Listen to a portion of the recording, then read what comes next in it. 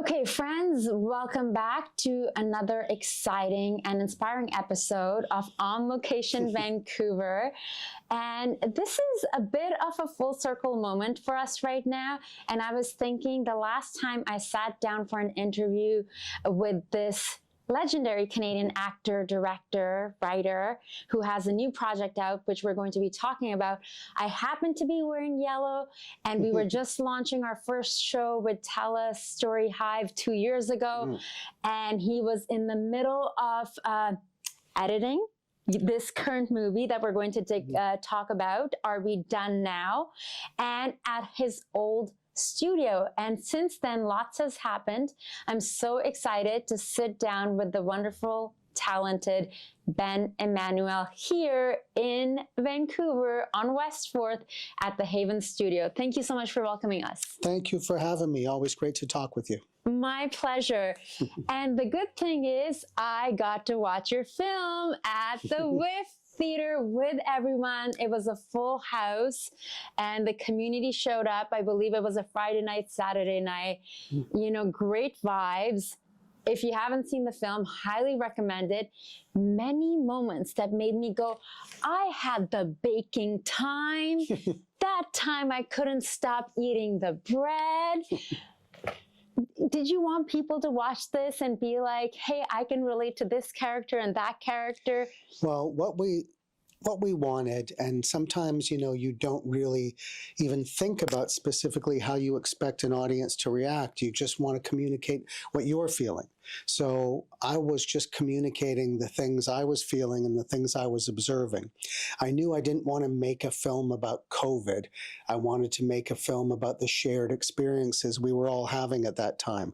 If they were, you know, sort of silly, lighter things like, you know, eating a loaf of bread, or if they were some of the more difficult things that were going on in terms of society, the George Floyd, the killing of George Floyd, all the debates and arguments that were going on about gender and the craziness of being infiltrated with social media, the political.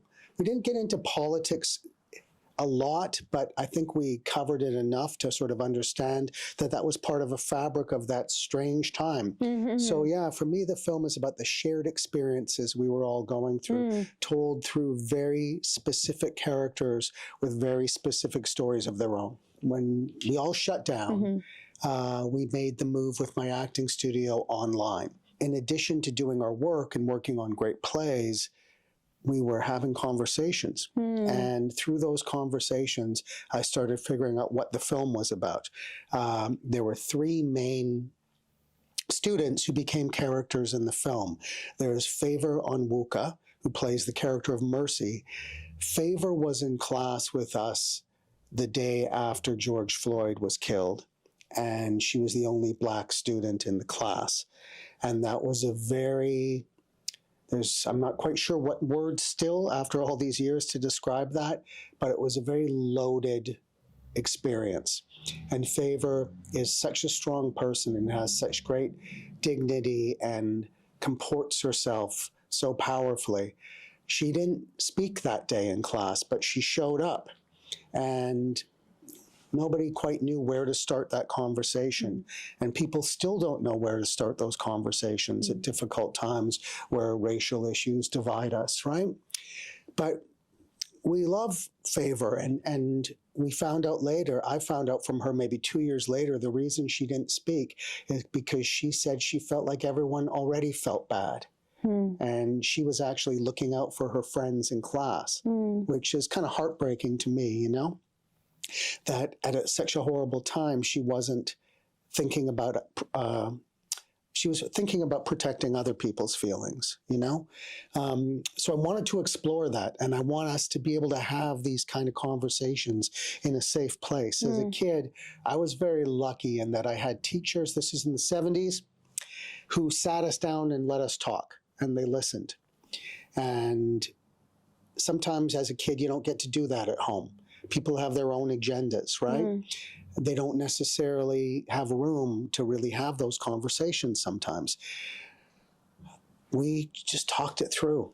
And that became a storyline in the film. We had a very tiny crew. No one got COVID. We shot a bunch of great footage that was very in the moment. We were talking about Favor Onwuka and her storyline. Her storyline isn't about being, stuck in loss and tragedy. Her storyline is about moving through it and finding a sense of empowerment. Hers is one of the more dramatic storylines. We had Elliot Ramsey as Jamie, and his storyline, he's thrown together with Giacomo Bassetto as sort of an odd couple. It's about, you enjoyed those guys? Yeah, I love them.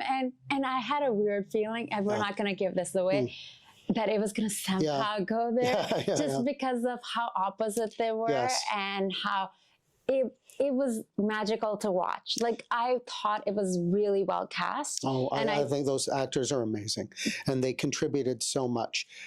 In this film, all the actors have story consultant credits because so much of what we did came out of these conversations, and everything's scripted and written down. But of course, with this kind of film, there was improv in the moments, day by day, whatever needed to come up would come up. The actors had final say on what was spoken.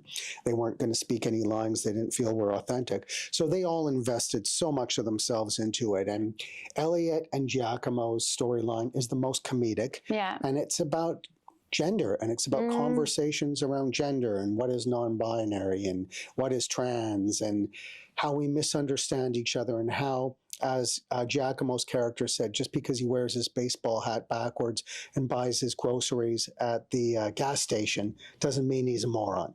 He still has ideas and feelings, and he wants to share them, right? So that was really important for me, that we see that if we don't talk, we're never going to understand each other. Those two had these really meaningful conversations and became friends, and things went to another level with them. It evolves. You guys will just have to watch. And also, Elliot Ramsey's storyline is about being biracial and about his response to George Floyd and what happened there, and about people, the difficulty we all had, I think most of us, in knowing what to say, when to say it, and the healing that comes from talking.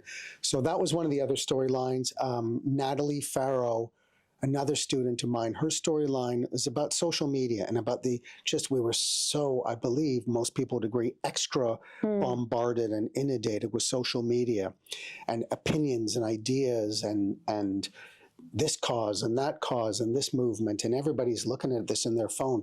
How do you do it right? What do you say? When do you speak up on a post? When do you hold back? So many people, especially young people, are really affected by this in paralyzing ways and base their self-esteem on likes. So we investigated that with Natalie, and also her religious, spiritual beliefs, which is a subject that I've always found really interesting. I wasn't brought up religious, but I admire people who express what they believe and aren't afraid of people thinking it's funny or mocking them because they think it's corny or old-fashioned or just weird, right? I really admire people who aren't afraid to be who they are, whether or not you agree with them, especially young people, right?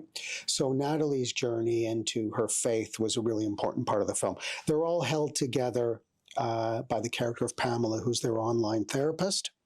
And that's played by the great actor Gabrielle Miller, who most people know from Corner Gas, although there's a whole universe of stuff she does as an actor that people, hopefully are going to be aware of throughout the rest of her career.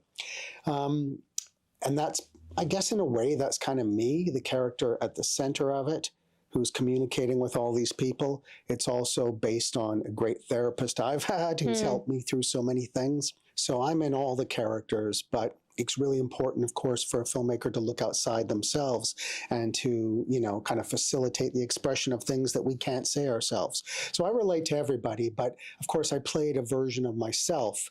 So you were asking about sort of the chronology of making the film. Yeah. We started shooting in 2020. We had this great footage. A big production company wanted to turn it into a series. We pitched it. Nobody wanted to buy a show on COVID. They said, we love this right footage. At that moment. We said, it's not about COVID. It's about these characters. And they said, it's about COVID. And we said, okay, well, we're going to keep trying. So we kept trying to sell the show for quite a while. People really loved the footage. We actually got close to making a sale. Ultimately, we couldn't. We had all this footage. What are we going to do now? So I wasn't going to give up, and I wasn't going to trash this beautiful footage with these great stories. So I integrated the idea of continuing the film chronologically into 2023 as we move through COVID and come out the other side, and what's happened to these characters over that time. So we kind of, did the rest of that shooting to bring those stories together, and I tied it all together by playing a version of myself interviewing them. Just like... So was it originally not the case that you were going to be in it, and like you were originally just going to be directing? That was not the original plan. So it became apparent to me that, the meta story within a story was actually the truthful thing. The most important thing in this film was always authenticity. Yeah. And keeping things authentic and not doing this with sort of a wink, like this is a wacky COVID film, but just keeping it true. So the truth was, I was on this journey with everybody making this film. The question was never, were we going to make it? It's like, how are we going to make it? And we figured it out. We found a way with the support of the cast and the crew, and got some small investments from people, sold my condo, and used some of those proceeds for the shoot. I was all in, right? Good, good. Turn good. We're going to keep rolling. One more, Gabe. It was nice. Remember the intensity with which you were riding that bike? Yeah. Give us one where you go up and down with that intensity, okay? All right. You got it, Emma? Set. Okay, intense. Straight into it. Here we go. Action. The hope is that people, if they give it a chance, they're going to find that, oh, I like this film.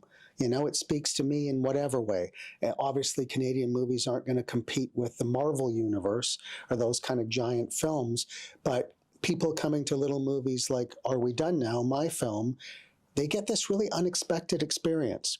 They get a perspective that I can't say my perspective is uniquely Canadian. It's just uniquely mine and that of my collaborators. But here we are in Canada, in Vancouver. So of course it's going to be uniquely Canadian in Vancouver, because that's where we are and that's what we're experiencing. And ultimately, any good personal story, the more personal you make it authentically, the more universal it becomes, right? So if I see, what's your original country? I'm from Pakistan. So if I saw a Pakistani film, the best ones, I have a strong suspicion that I wouldn't just go, oh, I just learned about Pakistan. I think I'd learn about myself. I think I'd see myself reflected. Of course, I'd be looking through a different lens and learning all kinds of different things culturally, personally, socially, economically, geographically. I'd be exposed to a whole new world. But don't the best films remind us that we're all the same in the most important of ways? And I think we want to hear that. We want to feel that.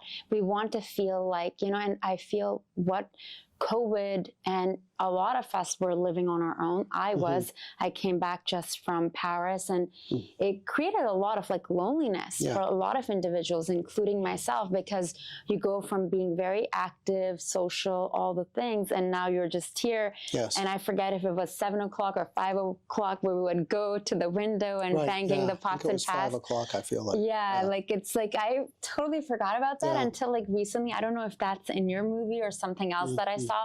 And I was like, yes, we did that. Yes. We all did that together. Yeah.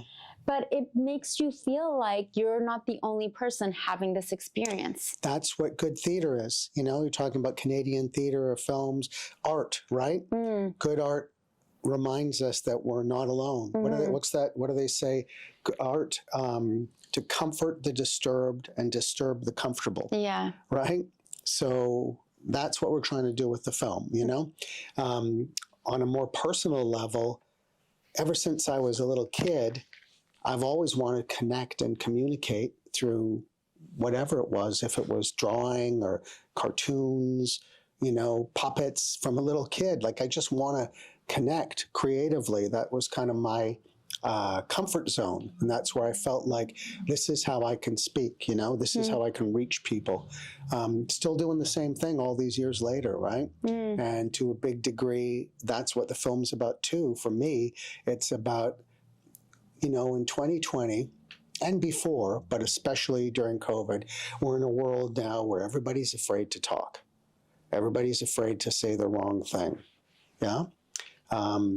Everybody's just kind of, not, when I say everybody, you know what I mean.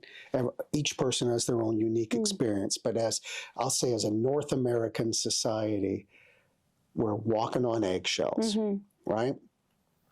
Trying to post the right thing or not post the right thing, or mindful of conversations. I just know that for me, ever since I was a kid, healing comes from talking and from giving each other a chance, right? To say the wrong thing and to listen to feedback and to learn through that dialogue. So that's really what the film was about for me. This is a chance for me to find people who will allow me to talk with them. And they're their stories, but I can help facilitate the telling of them as a film. And that for me was the greatest, you know? That's what I want to spend the rest of my life doing, right? Is connecting with people, empowering other people, and in turn myself through authentic storytelling. That's what it's all about for me. And if people can have a laugh, great. If you were laughing, or if you got scared by some of the things in the film or moved by some of the things in the film, that's the most important thing to me. So the film's very successful for me, just hearing that feedback from you. Have you started exploring ideas of what may come next? Are we taking a break? I know you had like a play. You're very active. We're here right now in Ben's studio. You teach. You're doing all these things.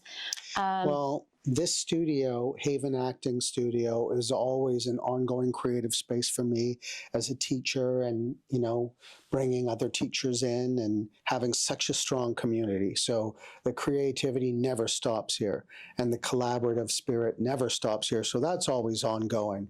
And that's such an important part of my life, and, you know, just my identity, being able to be in many ways at the center of that is really important to me. Feels great. In terms of other projects, yes, I have 2 or 3 things in the works. Over the years, I've learned to not talk too much about things until it's time to say, come and watch it. You know? But I am continuing to work only on things that inspire me personally, and really believing that the things that matter most to us as individuals have the best chance of meaning things to other people. And anytime I've tried to make something because I thought this will sell or this will appeal to a larger audience, I've never seen it through. The only kind of projects I've ever seen through to completion are the ones that were stories I personally had to tell. So that's going to be my thing, and I'm never going to be competing with the Marvel movies. But if people like you, on those nights when you feel tired and you go, I'm going to get out and give this a shot and give this a chance and be part of something, it does feel good, you know? And I 100%. think that's really important, that sort of message that you're conveying, that, you know, nobody owes a filmmaker anything. You don't owe it to me to get out and see my film because I'm Canadian or because I made a film. But, you know, hopefully we owe it to ourselves to take some more chances. And to not settle into a life of complacency, sitting, looking at our phone or scrolling through Netflix, right? If you go to the movie and you don't like it, you can always leave and it's not going to ruin your life. You know what I mean? How many things do we turn off on the television, right? Just take a shot. This year, I told myself I want to enrich my own soul and my knowledge and my mind with information I don't already have. And so I started started saying yes to more of these like plays and musicals and films. And literally it feels, you always get something, man. And it feels really good, especially when you're in the audience. And like, there'll be sometimes, I've been going to see a lot of plays here lately and musicals. Like, I'll be the only one who'll be like, woohoo! Or like, yeah. Because I know as a performer, like sometimes people need to hear, like, are you as an audience being affected what I'm giving to you? You know? So and then to be on the receiving end as an audience to watch something and be like, man, that was amazing. Like I went to go see Tina Turner, the musical. I was so moved. And it's and it kind of fills you up. It gives you, for me as a host, as a storyteller, like it gives me something. And it makes me feel closer to my community, to my peers, and to have conversations. And you never know who you're going to meet, not in a networking way, but in a human connection way, and where you're going to have like a moment. Because I think what COVID took away from us was community. And films like Are We Done Now are creating conversations, and we're bringing people together. And not just that, but it's enjoy, entertain, get entertained, you know, and that's the great thing. I can sit at home and watch on my MacBook. It'll never be the same experience as when you go in the theater. So Ben, thank you so much. Thank you. It's always a pleasure talking to you. I know your investment in this community is authentic, and I know you are inspired by the art. And someday we're going to get you to take an acting class here and take the next big risk. I know you risk so much and give so much in your creative endeavors as a host and as a journalist, but I know you also have this kind of part of you that really wants to be the storyteller as opposed to asking questions to the storyteller, right? Yes, 100%. So the time will come. The time will come. Thank you. It is written. It's going to happen. And I think I said this before. It does make me slightly nervous, but I'm also excited. And I think that will be the thing I have to say yes to. I'm so grateful to be able to have this conversation with you. You know, I think you're very respected in our community here. I've witnessed your career, you know, from the sidelines, interviewed you on red carpets. And I know a lot of my friends and acquaintances turn to you for advice and, you know, get into class with you. And of course, for anyone out there who's an actor or even a director, because I think it's great for directors to come and be a part of the class and look at the process of how to work with actors and, you know, check out Haven Studio, which is now moved to West 4th. Thanks for welcoming us. Ben Immanuel, thank you for the time. I appreciate it. Thank you for your time. I appreciate it too. Thank you. Thank you all for tuning in, for watching. I'm your host, Zara Durrani. The show is brought to you with the support of StoryHive. Until next time, my friends, stay inspired and stay curious.